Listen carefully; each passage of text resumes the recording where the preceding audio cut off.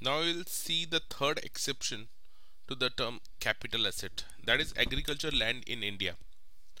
But again, excluding agriculture land situated in an area within the limits of municipal or cantonment board having a population 10,000 or more, or area within 8 kilometers from above limit, means municipal or cantonment board having a population of 10,000 within 8 kilometers from that limit and as notified by the central government.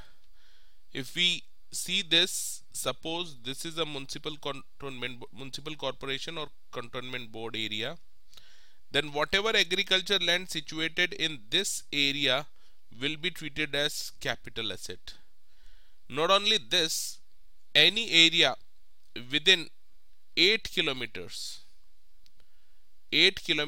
from this limit, if it is notified by the central government for this section, then any agriculture land situated in this area also treated as capital asset. Let's see a few examples for this. Mr. X sells following land: agriculture land in Pune.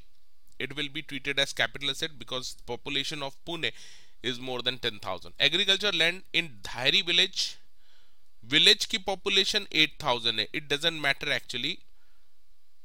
What you have to see कि ये village किस municipal corporation में आता है और उसकी population कितनी है.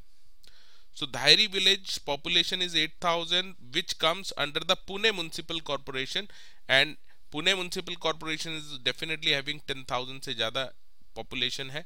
So Dhairi village में अगर आपका agriculture land है, it will be treated as capital asset. Agriculture land in Bhima village, population is now 9,000, again irrelevant, but within 8 kilometers from the Pune municipal cantonment board, notified by the central government. So if it is notified, this area within 8 kilometers notified area है, agriculture land है, then it will be treated as capital asset. Agriculture land in Unhail village, population is 9,000, again it is irrelevant, but within 8 kilometers from Pune municipal corporation, not notified by the central government. It means 8 kilometer में तो है agriculture land, but it is not notified by the central government this area, then it will not be treated as capital asset. Now we will move to the types of capital asset. We can see there are two types of capital asset: short term and long term capital asset. It is very simple funda. Short term capital asset, if asset is held up to 36 months, then any gain on sale of such asset will be a short term capital gain. Long term capital asset, if asset is held for more than 36 months, then it will be treated as long term capital asset, and the gain on sale of such asset will be a long term capital gain. Why this is bifurcation? Because the long term capital gain are taxed at a lower rate. Now note, for a period of holding, now how to decide 36 months? You have to consider the date of purchase, but date of sales should be excluded for counting this period of 36 months. Let's take few example. X sold a flat. Date of acquisition was 1st January 2010 and date of sale was 1st January 2013. Holding period is 36 months in this case. Hence, it is a short-term capital asset. Case B, date of acquisition is 1st January 2010. Date of sale is 2nd January 2013. Now you can see the holding period is 36 months and 1 day. It is more than 36 months. So in this case, it will be a long-term capital asset, and the whatever sale will take place, the gain will be a long-term capital gain. Long-term capital gain is normally taxed at a lower rate. Normally it is a 20% rate. However, holding period, what we have seen just now, 36 months, it will be 12 months only instead of 36 months for following 5 types of asset. इसका मतलब अभी आपको 36 months का period नहीं देखना है short term या long term capital asset के लिए, ओनली 12 मंथ्स का देखना है फॉलोइंग एसेट्स के लिए। If the asset is equity और प्रेफरेंस शेयर्स, और it is a security, government security या डिबेंचर्स हैं which are listed on the stock exchange, units of UTI, units of mutual fund under section 1023D of the income tax act, और zero coupon bonds. All this assets के लिए आपको holding period देखना है 12 months का, not 36 months. Example, preference shares purchased on 1st January 2011, sold on 1st January 2012. Now the holding period is exactly 12 months. It will be a short term. Why? Because preference shares के लिए आपको 12 months का period देखना है. Listed debentures purchased on 1st January, sold on 31st December 2012. Holding period is more than 12 months. So it is a long term capital asset. Unlisted debenture, remember here debentures अगर listed है तो 12 months का है, अगर unlisted है तो 36 months का period देखना है।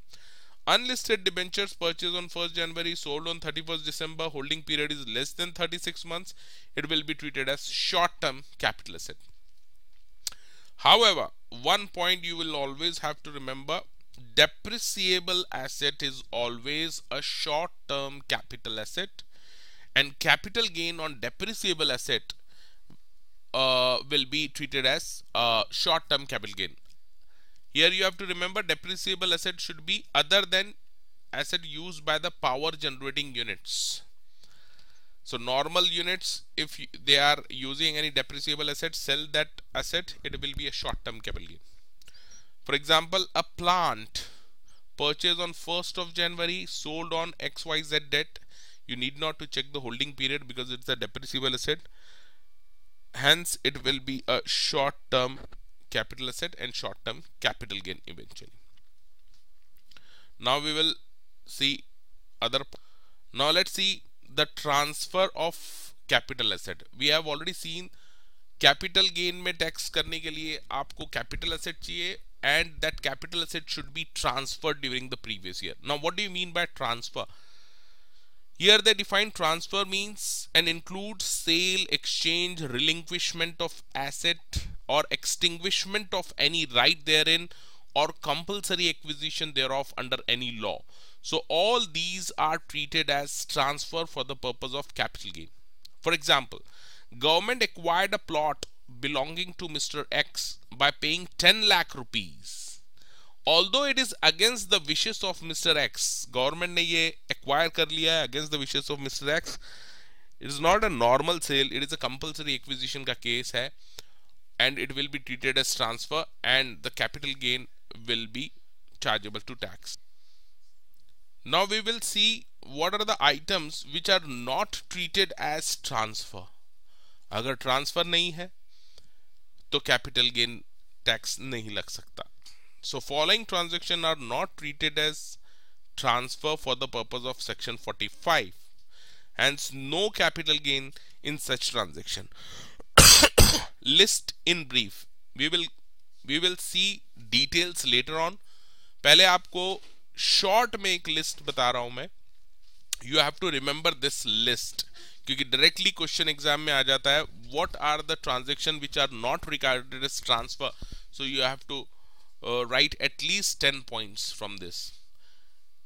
I will explain the first point in detail so you will be able to understand all the other remaining points. In a liquidation of a company, company का liquidation हो रहा है और कंपनी की सारी assets अब distribute हो रही है shareholders को. So it's a distribution of assets in case of a liquidation of company by company to shareholder. It is not treated as transfer. So अगर कोई asset मिलती है shareholder को इस distribution में तो वहां पर कोई capital gain tax नहीं लगेगा because it is not treated as transfer. Similarly, in case of partition of HUF, कोई member को अगर कुछ मिलता है partition में वो भी transfer नहीं है, capital gain tax नहीं लगेगा. Under the gift will irrecoverable transfer by parent to a wholly owned Indian subsidiary company. तो parent company अगर wholly owned Indian subsidiary company को कुछ दे रही है, ट्रांसफर नहीं माना गया है. By wholly owned subsidiary to Indian parent company, अगर कुछ दे रही है तो यहां पर भी ट्रांसफर नहीं माना गया। द थिंग इज दैट जिस कंपनी को एसेट मिल रही है वो इंडियन कंपनी होनी चाहिए, पेरेंट और सब्सिडरी कंपनी के केस में। By amalgamating company to Indian amalgamated company, in amalgamation of two foreign companies, in amalgamation of banking companies with banking institution, by demerge company to Indian resulting company, in demerger of two foreign companies, transfer of foreign currency convertible bonds between two non-residents, transfer of global depository receipt between two non-residents,